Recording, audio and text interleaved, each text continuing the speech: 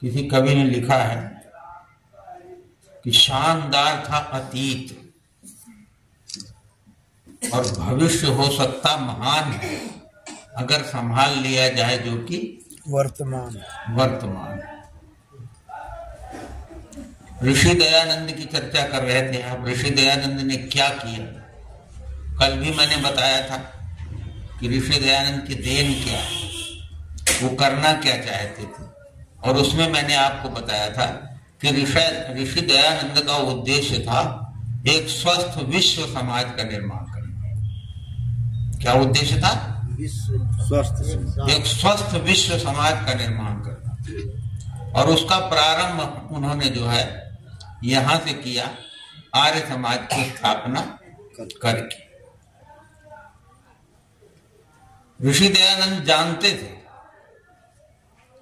कि समाज का काम बहुत कठिन है और समाज जो है वो बलिदान चाहता है। समाज का काम करने वाले जो हैं वो क्रांतिकारी ही हो सकते हैं, और निर्बल दुर्बल के बस की बात। गृहस्थ आश्रम के लिए भी मनु ने कहा है यो अधार्य दुर्बलेंद्रिय। ये गृहस्थ आश्रम ऐसा है जो धन्य है। ज्येष्ठो गृहस्थाश्रम श्रेष्ठो गृहस्थाश्रम धन्यो गृहस्थाश्रम। लेकिन कहा यो अधार्य दुर्बलेंद्रिय। दुर्बलेंद्रिय व्यक्ति जो है, कमजोर और कायर व्यक्ति जो है, वो गृहस्थ के लायक नहीं होता।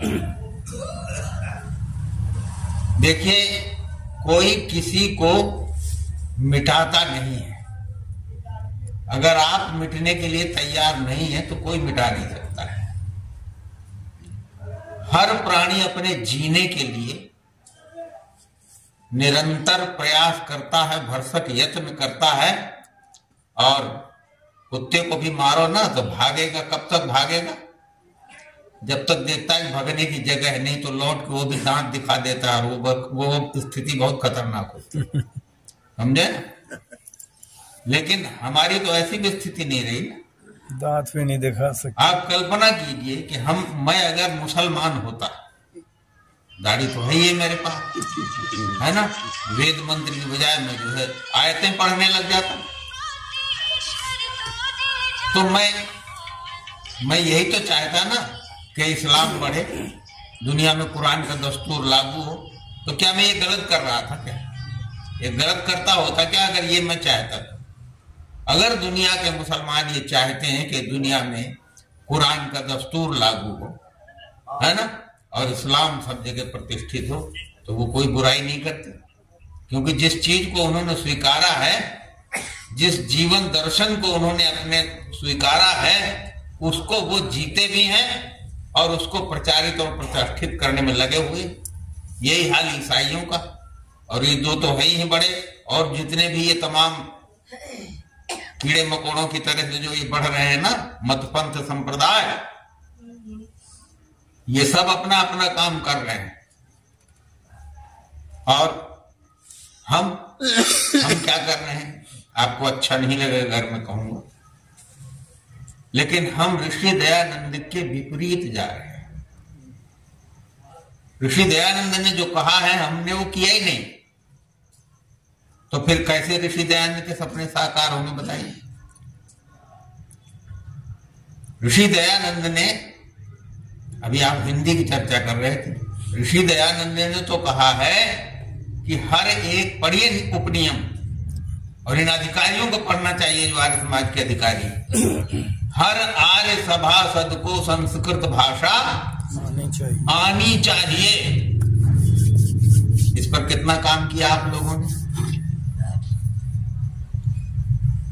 विद्वानों को कभी आपने, और अपनी आहुति देने वालों को कभी हमने जो है सम्मान नहीं दिया। संसार में जो कुछ भी ये हो रहा है, इसके मूल में आर्थिक गंदगी है। इस बात को गांठ बांध लो, समझ लो अच्छी तरह। आर्थिक गंदगी ही सारी समस्याओं की जड़ है। चाहे वो कोई भी, जो जिनको आप पाखंडी और वो सब कहते हो, वो सब किस लिए कर रहे हैं? ये सब आर्थिक गंदगी को बढ़ाने में आकंठ डूबा हुआ है सारा संसार आर्थिक गंदगी में। और ऋषि दयानंद इसी आर्थिक गंदगी से आपको निकालना चाहता था, लेकिन हम खुद उस आर्थिक गंदगी में डूब गए, समझे? तो जब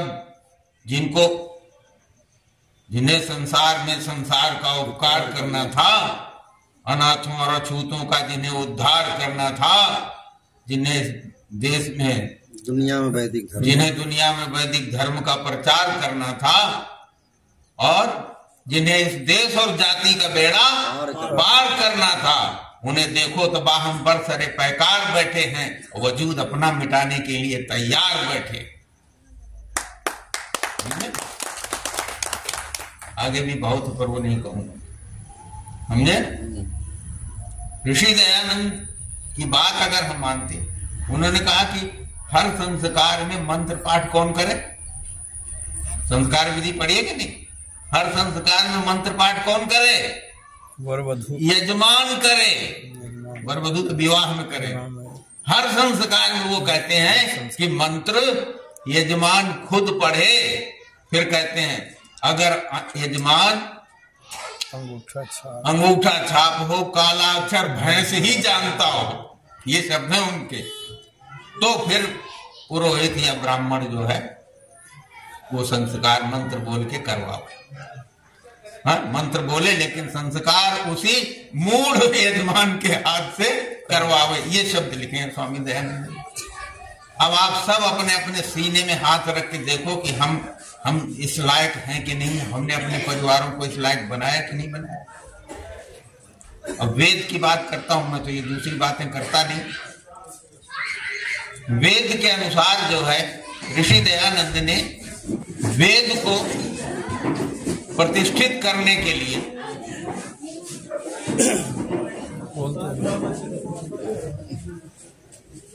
बड़े यत्न किए।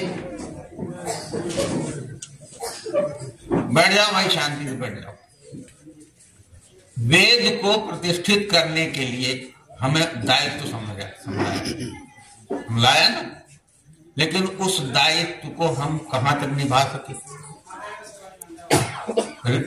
आज भी वही सायण और महीधर का भाष्य कॉलेजों में पढ़ाया जाता है। आपके ऋषि दयानंद को कोई नहीं पूछता, तो ये किसकी जिम्मेदारी थी? हम मैकाले का वो करते रहे, विरोध करते रहे, ईसाइयों का करते रहे, मुसलमानों का करते रहे, और वो अपना काम करते रहे, और हम उन्हीं के विद्यालयों में अपने बच्चों को पढ़ाते रहे। मिशन स्कूल में कौन पढ़ाता है? किसके बच्चे पढ़ते हैं? मिशन स्कूलों में किसके बच्चे पढ़ते हैं? हिंदुओं के पढ़ते हैं और आर्य समाजियों के पढ़ते हैं। अब मुझे एक बात बताइए आप, अगर हम कभी आर्य समाज में नहीं जाएं तो हमारा क्या बिगड़ जाना है? कुछ बिगड़ जाएगा हमारा? एक दिन भी नहीं जाए आर्य समाज हम, तो हमारा क्या बिगड़ने वाला है? तो ये समाज कैसे हुआ? समाज तो वो होता है जहां नहीं जाने से हमारा सब कुछ बिगड़ जाए, उसका नाम समाज है। और समाज की सुरक्षा करने वाले अगर नहीं, तो सुरक्षा तो करनी पड़ेगी। सरकार भी अपनी सुरक्षा के लिए पुलिस और मिलिट्री रखती है कि नहीं रखती? हमने अपनी सुरक्षा के लिए क्या किया? और जिस चीज को हम दूसरों को देना चाहते हैं, उस चीज को हमने अपनाया कि नहीं अपनाया? कल मैंने दोहरे चरित्र की बात की थी। आर्थिक गंदगी और दोहरा चरित्र ही हमारे पतन का कारण। आप गुरुकुल आपने खोले, गुरुकुलों में किसके बच्चे पढ़ते हैं? गुरुकुलों में हम आर्य परिवार के जो बच्चे हैं वो बहुत कम पढ़ते हैं, और जो जाते हैं तो ऐसे लड़कों को भेजते हैं जो कहीं दूसरी जगह के लायक होते नहीं। तो इसलिए अब संस्कृत को कौन प्रतिष्ठित करेगा और वेद को कौन प्रतिष्ठित करेगा? आपकी जो कथाएं होती है ना, वो कथाएं वेद की कथाएं नहीं होती, उसमें तोता मैना के किस्से होंगे, बीरबल के चुटकुले होंगे, और सत्य शब्द आ गया तो सत्य पर एक कथा सुना दी, धर्म शब्द आ गया तो धर्म पर एक कथा सुना दी। वेद की चर्चा होती कहाँ है? क्योंकि वेद को हम खाली चिल्लाते रहते हैं, वेद प्रचार वेद प्रचार, कहीं वेद प्रचार नहीं। और ये क्यों नहीं सोचते कि इतने सब के बावजूद हमारे लोग जो हैं, हमारी संख्या बढ़ क्यों नहीं रही है भाई? तो इस पर कभी बैठ के, इसलिए कहा हम कौन थे और क्या हो गए और क्या होंगे अभी, आओ विचारें आज मिलकर ये समस्याएं सभी। तो देखिए वेद में इंद्र और वृत्त के संग्राम की चर्चा आती है। वेद जब पढ़ेंगे ना तो वेद में चर्चा आती है इंद्र और वृत्त के संग्राम की। इन्हीं के जो चल रही थी इनकी कथा, वेद प्रवचन जो चल रहा था अभी, इनका संस्कार आदि की जो बात चल रही थी, उसी से जुड़ी हुई बात। हर समाज को अपनी पीढ़ी चाहिए, चाहिए कि नहीं? अगर आपकी पीढ़ी नहीं आई, पीढ़ी का मतलब ये नहीं कि आपके घर में आपका एक लड़का पैदा हो गया, आपके वीर से आपकी औरस औलाद हो गई तो हो गया काम आपका। पीढ़ी का मतलब यह है समाज जिस जीवन दर्शन को लेके चलता है, जिसे अच्छा समझता है, जिसे उपयोगी समझता है, उस जीवन दर्शन को संक्रमित जिसमें कर दिया गया हो, उसी जीवन दर्शन को लेके चलने वाला हो, वही है वंशो विचारा। वंश चलते हैं ना, कहते हैं वंश नष्ट हो गया। वंश नष्ट होने का क्या मतलब है? वंश नष्ट होने का ये नहीं मतलब है कि मेरे पास कोई लड़का नहीं है तो वो मेरा वंश नष्ट हो गया। वंशो विचारा, वंश का अर्थ है विचार। अगर विचार आपका नहीं गया उस पीढ़ी में तो आपका जीवन दर्शन थोड़े जिएगी वो तो उसका जीवन दर्शन जिएगी जिससे वो प्रभावित है। तो ये था उसका कि भाई संतान होनी चाहिए। संतान होने का ये मतलब था कि हमारा जो जीवन दर्शन है, हमारी जो फिलॉसफी है, वो उसमें संक्रमित हो और वो उसको आगे हमसे बढ़िया तरीके से बढ़ाए। इतना हमने बढ़ाया ना, उससे बढ़िया तरीके से बढ़ाया। दिनकर ने बहुत बढ़िया लिखा है। दो तरह के लोग होते हैं।